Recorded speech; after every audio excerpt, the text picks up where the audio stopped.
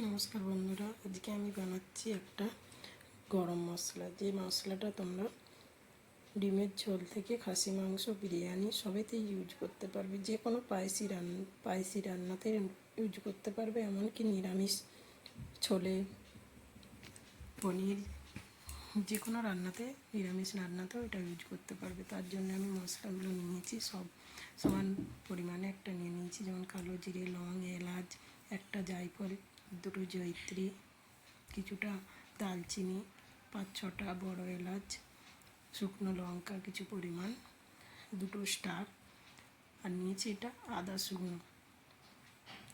আর এই মশলাটা কি আমি নামটা জানি না, ওইটা নিয়েছি। নিয়ে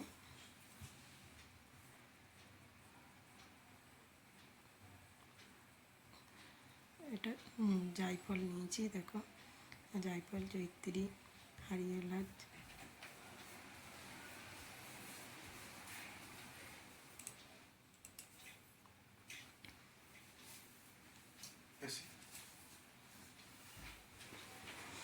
জিরে দেবো, ধনে দেবো, আর মৌরি, তো কয়েকটা তেজপাতাটা দিয়ে দেবো।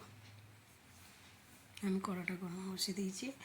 আগে বড় মশলাগুলো দিয়ে দেবো, যেমন বড় এলাচ, জায়ফল, আর শুকনো আদাটা। আর এইটা যে কী নাম, এটার নামটা আমি জানি না, কিন্তু গরম মশলায় খুব দারুণ স্বাদ আনে এটা। এটা যদি পাওয়া যায় বন্ধুরা, তোমরা অবশ্যই দেবে। এগুলো আস্তে আস্তে আমি একটু বড় এলাচগুলো একটু ফাটিয়ে দিচ্ছি, যাতে এটা একটু গরম হয়, ভালো ভাজা হয়ে যায়। বড় মশলাগুলো আগে দিয়ে, যেগুলো একটু শক্ত, সেই মশলা দিয়ে আগে গরম করে নিয়েছি। তারপরে শুকনো লঙ্কা দিয়ে দিচ্ছি। এবার একের পর এক সব মশলাগুলো দিয়ে দেবো একটা একটা করে সবগুলো। দালচিনি, হারিয়ে এলাচ, ছোটো এলাচ যেটাকে বলছে, আর সবুজ এলাচ, সেটাও দিয়ে দিয়েছি। ধনে দিয়ে দিয়েছি। দিয়ে একটু নাড়াচাড়া করে এগুলো নিয়ে তারপরে জিরেটা, ধনেটা দিয়ে দেবো। তেজপাতাটা আমি এখন এর সঙ্গে দিচ্ছি না, তেজপাতাটা আমি লাস্টে দেবো। গোলমরিচ, লং দিলাম, এগুলো দিয়ে একটু নাড়াচাড়া করে নিচ্ছি। তেজপাতাটা আমি মশলাগুলো নামিয়ে নিয়ে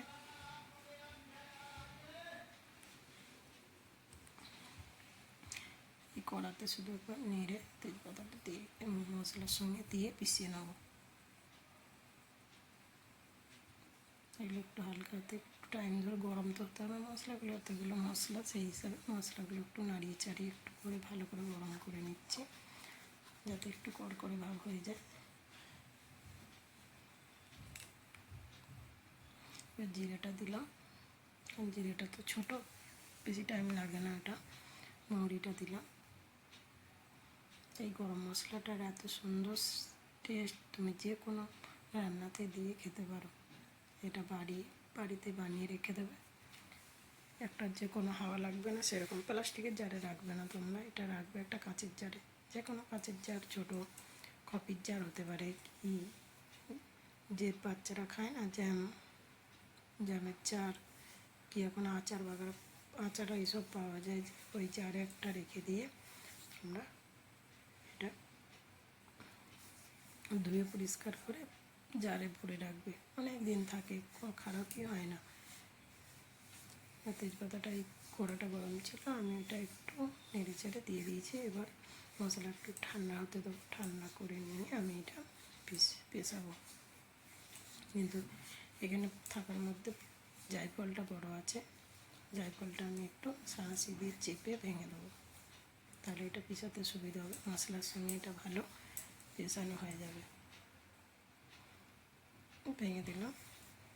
এটা খুব শক্ত হয় না, তবু ভেঙে দিলে ভালো, এত বড় জিনিসটা তো। এই এলাচ এটাও শক্ত ছিল, আমি সেটাও একটু ভেঙে দিচ্ছি, তাতে পিষাতে সুবিধা হবে আমারই। মিক্সিতে দিতে, এবার মিক্সিতে একটা একটা করে আমি সব ভরে দেবো, ভরে দিয়ে গুঁড়িয়ে নেবো।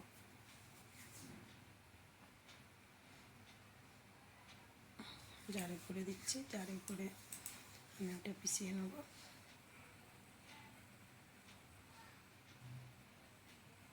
সবগুলোই একসঙ্গে দেবো, দিয়ে সব পিষিয়ে নেবো। এসব মশলা এবার ভরে দিই।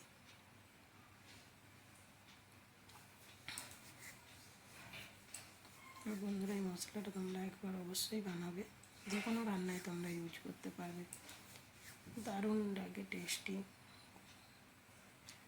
আমি তো বানিয়ে রাখি, আমার অনেক দিন চলে যায়, একটু একটু করে দেওয়া হয়, সব মশলা বেড়ে গেছে। এবার আমি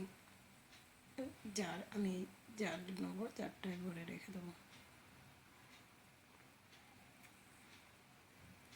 জার নিয়েছি, দেখো এটা জ্যামের জার, ছোটো পরিমাণ, তোমরা যেমন পেশাবে সেই হিসাবে জারে ভরে রেখে দেবে। এই জারটাই আমি ইউজ করি বলতে এরকম জার আমার অনেক আছে, কোনোটায় ধনে, কোনোটায় শুকনো লঙ্কা, কোনোটায় মুড়ি, এরকম সব জারগুলো আমি কেন ফেলবো, জারগুলো কত কাজের, জারে করে রেখে দিই। বাই।